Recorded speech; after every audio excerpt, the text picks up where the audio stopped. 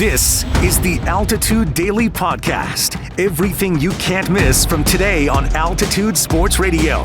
Mosher, Lombardi, and Kane.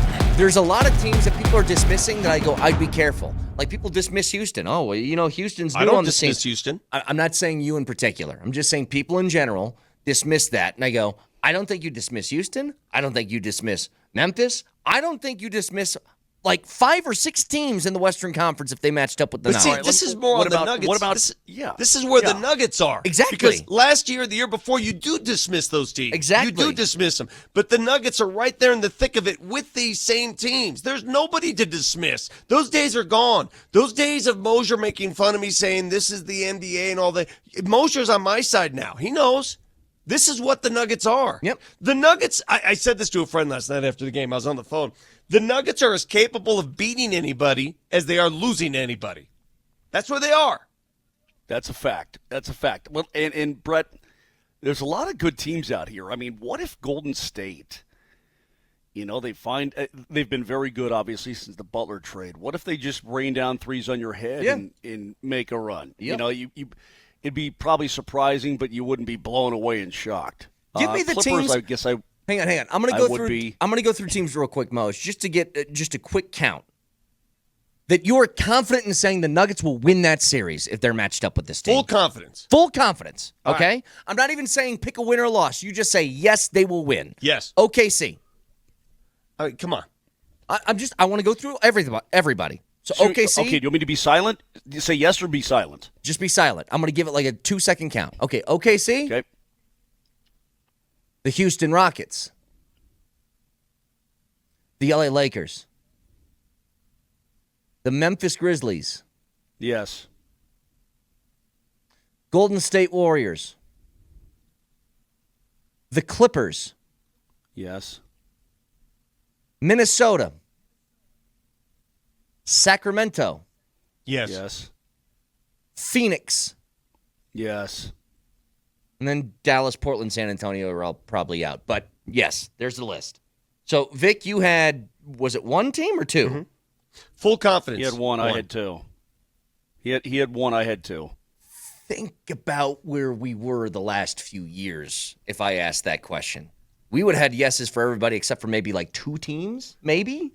The Altitude Daily. The Morning Sprint. Without Joker, they are a what? Are they a play-in team? Well, I've asked this question. You know what? Yes, they'd be a play-in team. But if Jamal Murray was your number one star, like if I don't know, if Portland or Utah, like Utah's like, we'll give you 6 first-round picks for Jamal Murray, and you send the blue arrow to Utah, and he's the number one option in Utah, what do you think that looks like? I don't know. Are they a 20-win team? Instead of a 16-win team I don't right know, now? because there are times where Jamal Murray looks like an all-NBA player to me, and then a lot of times when he doesn't. And it's so crazy that if Jamal comes along for the ride, it's really hard to beat the Nuggets. In order to truly elevate a team standing, a star has to consistently be a star. Okay. And I think that's what you saw last night out of Michael Porter Jr. is that you're paying him to be star adjacent. Mm-hmm. And he's not consistent enough to be star adjacent or demand that money. All right, do you think from both Jamal and Mike, do you think the Nuggets expected more, or obviously they need more? I think of course they have.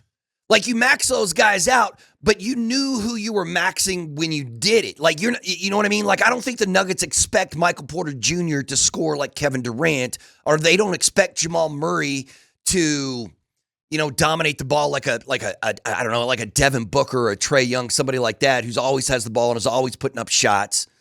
I don't know. So I think the Nuggets got exactly what they were paying for, right? What they thought they were going to get. Like nobody like I've had this discussion with I don't know how many people, because everybody's always waiting for Mike to take that next step. And I'm like, my man Mike has been in this league for, we're rolling on close to a decade or something, like 5, 6, 7, 8 years he's been in the NBA. This entire 10-year run by the Nuggets, he's been a big chunk of that, and everybody keeps expecting him to go to to get to that superstar level.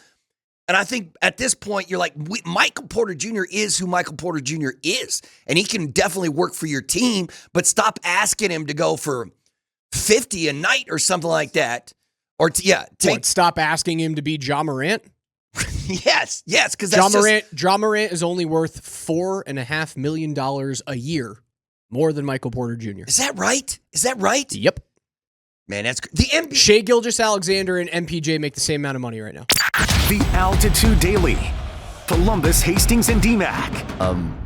You know what, dude? I gotta tell you, I last night was a bit of a first for me. I usually weather the storm no matter what it is and watch the game all the way through. I turned it off. That is the first Nuggets game I think I might have just turned off in 4 years because it was like we're down 30 or whatever going in the fourth, and I'm like, all right, that's it. I don't know what else to say about this one. I went to bed. So, and I know they came back a little bit in the fourth. You went to bed or did you? No, well, I had been doing what it took to go to bed the entire night.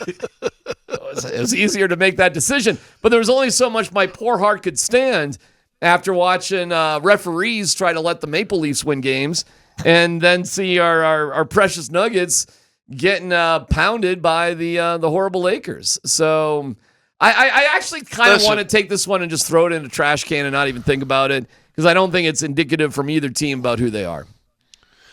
No, listen, here's the good thing for the Lakers if you're a Laker fan. This absence of LeBron has allowed Reeves to kind of come out, and even Luka for a few games. Let Reeves really kind of come up and state his case for being at least the third option and a hell of a third option, to be honest with you. Luka was on fire the first quarter. They finally changed up what they were doing on him and slowed him down. But yeah, I mean, you give up 46 points in the first quarter, and I mean, think about this: you could have sucked and gave up 32, and you'd have won the game. Mm-hmm.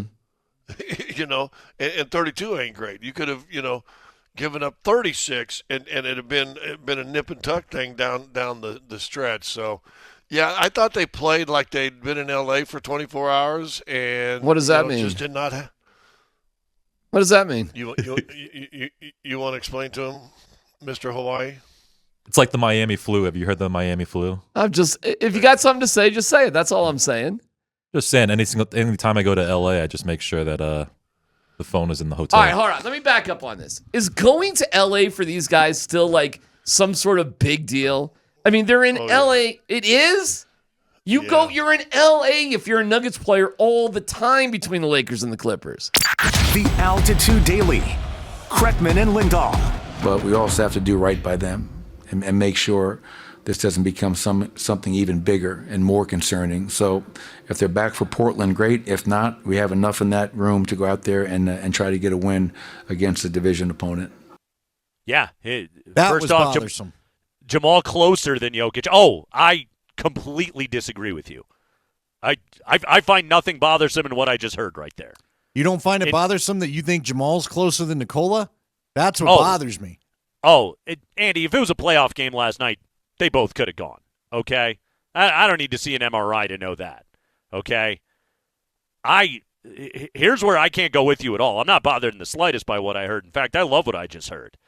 Because Michael Malone is trying to correct his mistakes from last year and correct the team's mistakes from last year because they weren't all just on Malone last year. But you're going on this road trip right now. You just got done with 5 games in 7 nights. You're on this every other night spin right now. You're still top 4 in the Western Conference.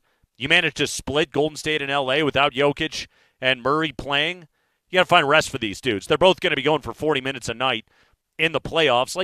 They're banged up. His hand got forced a little bit, but also there was no rushing back last night. It was, hey, the fact that we won in Golden State buys us another night right now. They going to go in Portland? I don't know. I have no idea. But Michael Malone is trying to amend last year's mistake of let's gun it for the number 1 overall seed. They lose late against the Spurs. They don't even get it in the end. And then they completely just fizzle out against Minnesota. Find rest where you can. Great. Good to see. And I don't worry about Jokic injuries because the man's made of Serbian oak. He's going to be just fine. I love that guys are resting right now. Seriously, like I take that as a positive last night. I don't even know if they win that game if they play anyway. So I love that guys are resting right now. I'm not that worried about the injuries. Are you? You seem like you are. Yeah, I'd like to see it because the last time I watched Nikola Jokic play at the end of the game against Washington, he could barely get himself off the ground to try to make a shot. Yeah. And so, I am concerned about it. Listen, if they slip to 5 or 6, which they won't go to 6, but the Grizzlies are right behind them, just one game off. If all of a sudden you're in 5th place and you're having to play, who would that put you against? If you're in 5th, you're playing whoever's in 4th, which could be the Grizzlies, and you lose the home court.